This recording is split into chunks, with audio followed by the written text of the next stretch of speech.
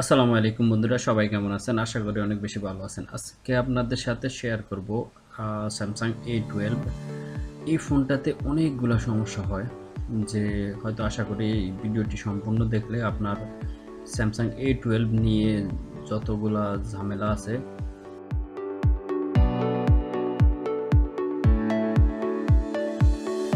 এটাতে, যেমন চার্জিং সমস্যা হয়ে থাকে সবচেয়ে বেশি, তারপরে সমস্যা হয়ে থাকে এলসিডি লাইটিংয়ের সমস্যা, আবার কিছু কিছু ক্ষেত্রে নেটওয়ার্কের সমস্যা দেখা দেয়, আর পানিতে বললে ওয়াইফাই সমস্যাটা দেখা দেয়। তো এটা আমরা খুব সহজে কিভাবে সমাধান করব সেটাই আজকে আপনাদেরকে দেখাবো। এখানে আপনারা দেখতে পাচ্ছেন যে আইসিগুলো সম্পূর্ণভাবে সাজানো আছে। এগুলো আপনারা এক এক বাই একটা দেখলে বুঝতে পারবেন। শুধু এই আইসিটার কোনো জায়গাতে আপনাদেরকে সিম্বল দেখাবেন, এটা হচ্ছে ইএমএমসি, যেটা মেমোরি আইসি বলে, ওইটাই। তো বাকি সব কটা আইসিতে কাজ আছে। তো এটা মূলত ইএমএমসি আইসি আর ইএমএমসি র্যাম দুটোটাই একই সাথে কাজ করে। তো যাই হোক, আমরা একে একে শুরু করি যে এলসিডি লাইটেতে কোন জায়গাতে সমস্যা সবচেয়ে বেশি হয়। এটা হচ্ছে এলসিডি লাইটিংয়ের যে ইন্টারফেস দেখাচ্ছে।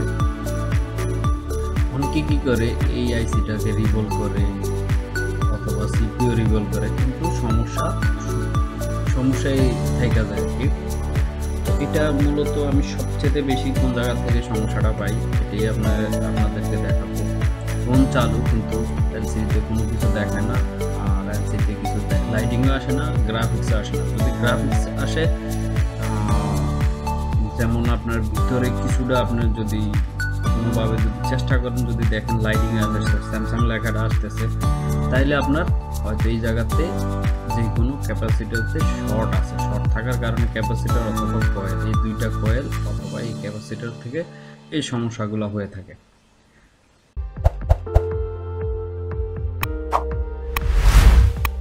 আর সবচেয়ে বেশি যেটার ভিতরে আপনার যদি ছবি আসে না, কিন্তু ফোন চলে, লাইটিংও আসে না, কিচ্ছু করার দরকার নাই। শুধুমাত্র পাওয়ার আইসিটা তৈলা, এই আইসিটা এই লাইন যেটা আছে এটা দেখতে দেখা যায় ঠিক আছে, কিন্তু মাঝখান দিয়ে চিকন করে ব্রোকেন হয়ে থাকে।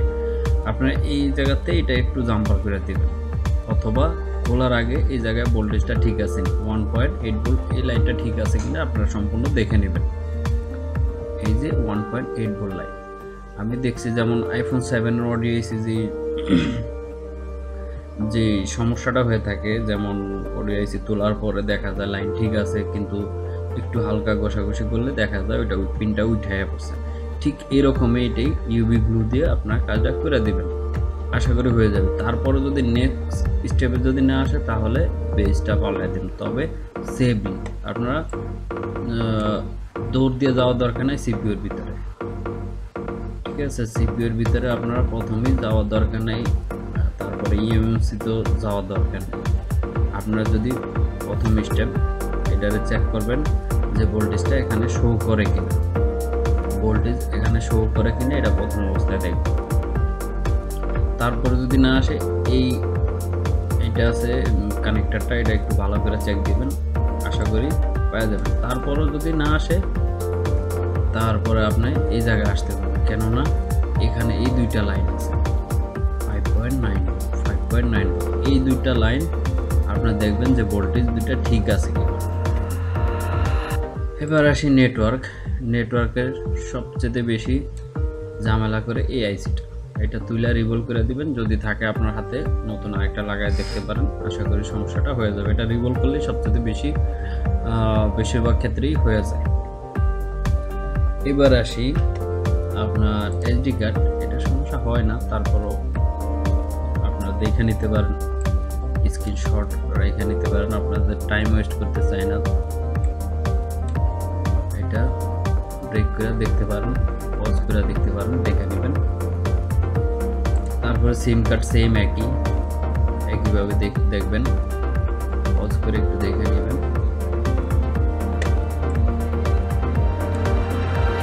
এবার আসি এলসিডি লাইটিং। এলসিডি লাইটিং এই আইসিটা কন্ট্রোল করা মূলত, যদি আপনার ভিডিও ভিতরে যদি ছবি লোগো স্যামসাং যদি কিছু দেখা যায় তারপরে আপনি যে এইটার ভিতরে আসবেন, এছাড়া আসবেন। এছাড়া এখানে ঘাটাঘাটি করার কোনো প্রয়োজন নেই। যদি এখানে যদি কিছু না আসে, ছবি না লাইটিং না আসে, তাহলে আপনার এই আইসিটা চেঞ্জ করে দিতে পারেন। অথবা অনেক সময় এই জায়গা থেকে ক্যাপাসিটারগুলো সরা যাবে। এখানে একটু ভালো করে দেখে নেবেন। তারপরে আসি ফিঙ্গারপ্রিন্ট। ফিঙ্গারপ্রিন্ট আমি মনে করি এটাও দেখানোর কোনো প্রয়োজন নাই, আপনারা খুঁজে বাইর করে নিতে পারবেন। ফোন চালু হওয়ার কথা, দরকার হয়েছে ফোন চালু হওয়ার চলার মতো। তারপরে দেখে নিন কাজের সূত্রে লাগতে পারে হয়তো কোনো সময় কারো।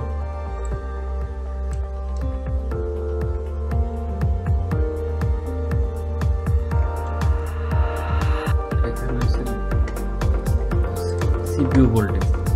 এবার আপনার ফোনটি যদি ডেড থাকে তাহলে আপনার পাওয়ার অথবা চার্জিং চার্জে লাগায় দেখবেন যে এই জায়গায় ভোল্টেজগুলো শো করে কিনা, একটু পজ করে দেখে নেবেন।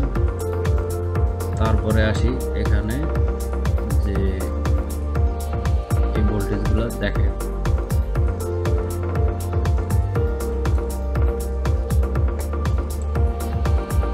তারপরে আছে touch screen. Touch screen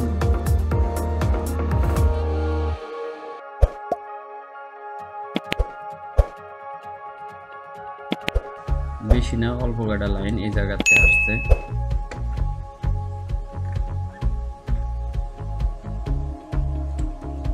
power source পাওয়ার আইসি তে নিচে, বাকিটা সিপিইউ থেকে। অডিও সার্কিট সেম জায়গাতে পাওয়ার নিবে। তারপরে আপনারা এই অডিও আইসি থেকে আসবে। অডিও যদি কাজ না করে প্রথম অবস্থায় এগুলো দেখে নেবেন, অথবা এই জায়গাতে যদি কোনো কিছু খোলার সময় এই শিল্ড কাটার সময় যদি কোনো ঝামেলা হয়ে যায় তাইলে এই সমস্যা হয়ে থাকতে পারে। এগুলো আপনারা দেখে নেবেন, এখান থেকে বেশি হয়। যেমন এই টিনটা ওঠার সময় এই সমস্যাটা সবচেয়ে বেশি হয়, তো এগুলো দেখে নিলে আপনি পেয়ে যাবেন। আর মূলত এটার অডিও আইসিটা ম্যাক্সিমামই কন্ট্রোল করে পাওয়ার আইসি থেকে, শুধু এটি হচ্ছে এমপ্লিফায়ার আইসি।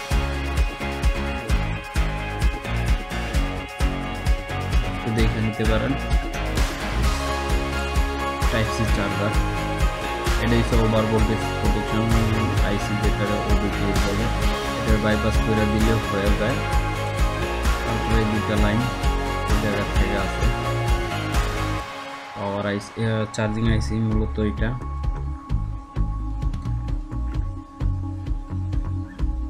এগুলা বাকিগুলো আপনারা দেখলে বুঝতে পারবেন। যদি চার্জ যদি কোনো কিছুই না নেয় অথবা পাওয়ার যদি না থাকে, একেবারে কোনো কিছুই নিতেছে না, 0.6 অথবা 0.1 অথবা কোনো কানেকশনই দেখাচ্ছে না, তাইলে আপনারা প্রথমত এখানে দেখবেন। এখানে তারপরে এখানে যদি দেখেন আপনার রিডিং আপনাদেরকে দেখায় দেয়, যে এখানে যদি এই রিডিংটা যদি ঠিক থাকে,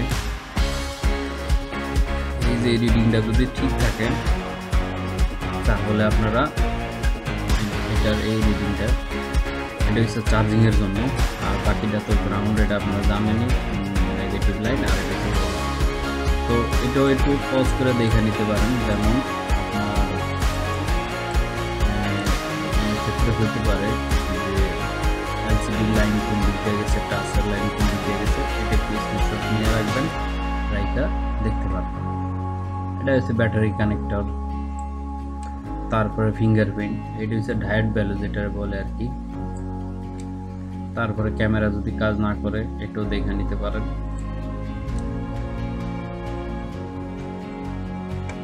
আমি একটু দেখায় দিই, আপনারা একটু পজ করে দেখে নেবেন। এই যে সিম কার্ড, এসডি কার্ড, এটা হচ্ছে আরেকটা ক্যামেরা, এটা হচ্ছে আরেকটা ক্যামেরা। তারপরে এগুলো হচ্ছে কি এগুলো দেখে নেবেন একটু কষ্ট করে।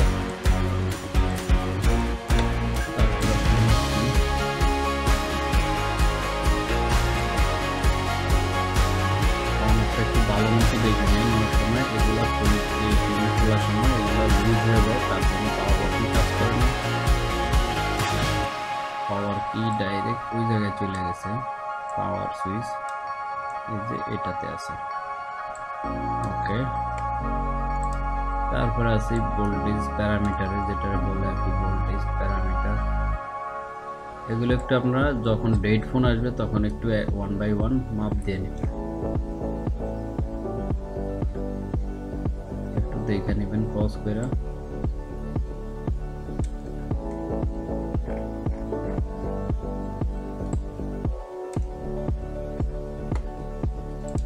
ওয়াইফাই জিপিএস,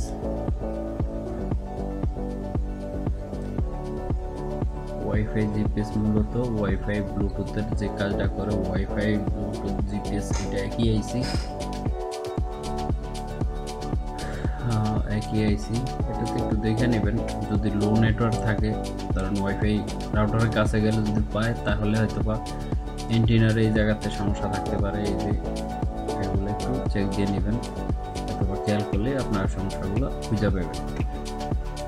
এবার আসি, যে ফোন ডেড হয়ে গেছে ইএমএমসি চেঞ্জ করতে হবে তাদের জন্য এই যে ইএমএমসির কাজ, এটা ডাটা ও সিএমডি ক্লক লাইন বিসিসি কি দেখে নিতে পারেন। ওইটা আগে দেখাইছি, সর্বপ্রথমে দেখার প্রয়োজন নাই। এগুলো হচ্ছে ক্যামেরা, যে আপনার ক্যামেরা না কাজ করলে কোথায় থেকে হয়।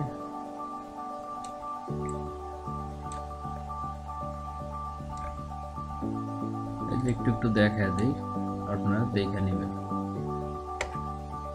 তারপরে হচ্ছে বড় ক্যামেরা, যেটা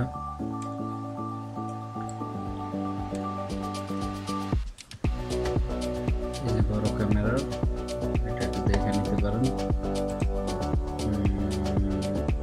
ডায়োড যেটা দেখে নেবেন, এখানে যদি রিডিংগুলো বরাবর দেখায় তাহলে মনে করেন আপনি ফোন ঠিক আছে, অথবা এখানে যদি একটা দুইটা অ্যাবনর্মাল দেখায় তারপরে আপনি অন্যদিকে ইয়েগুলো দেখতে পারেন। যেমন যে কোনো একটা লাইনে ঝামেলা থাকলে 1 বাই 1 এগুলো দেখতে পারেন। পানিতে বললে হয়তো বেশিরভাগ সমস্যা দেয়, এখান থেকে এগুলোতে সমস্যা দেয়। ব্যাক ক্যামেরা,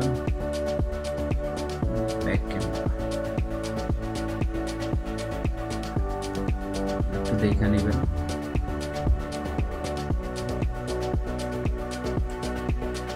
এটা আমি আগে চার্জিং আইসি বলছিলাম, এটা সাব পাওয়ার যে পাওয়ার আইসি যে কাজটা আছে না, সাব পাওয়ার আইসির কাজটাও করে এই আইসিটা। এটা চার্জিংয়ের কাজ, মেইন চার্জিং আইসি, তারপরে সাব পাওয়ার আইসি কাজটা এটা করে। তো এই আইসিটা সর্বপ্রথম যদি ডেড ফোন আসে তাহলে সর্বপ্রথম এই আইসির উপর টার্গেট করবেন। আশা করি আপনার সমস্যাটি সমাধান হয়ে যাবে। তো ধন্যবাদ, ভিডিওটি আর লম্বা করতে চাই না। আপনারা যে যেখান থেকে ভিডিওটি দেখছেন অবশ্যই একটা কমেন্ট করে যাবেন, আর আমাদের ভিডিওটি কেমন হয়েছে কমেন্ট করে জানাবেন। আর পাশাপাশি উৎসাহ দেওয়ার জন্য লাইক এবং সাবস্ক্রাইব করবেন। ধন্যবাদ।